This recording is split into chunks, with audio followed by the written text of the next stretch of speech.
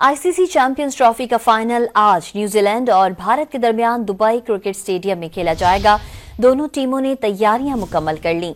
Final में अहम kiwi fast bowler Matt Henry की इंजरी की वजह से शमूलियत गैर यकीनी है। आईसीसी चैंपियंस ट्रॉफी का फाइनल आज न्यूजीलैंड और भारत के दरमियान दुबई क्रिकेट स्टेडियम में खेला जाएगा। दोनों टीमों ने तैयारियां मुकम्मल कर लीं।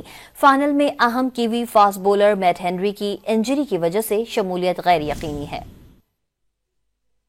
आईसीसी चैंपियंस ट्रॉफी का फाइनल आज न्यूजीलैंड और भारत के दरमियान दुबई क्रिकेट स्टेडियम में खेला जाएगा। दोनों टीमों ने तैयारियां मुकम्मल कर लीं।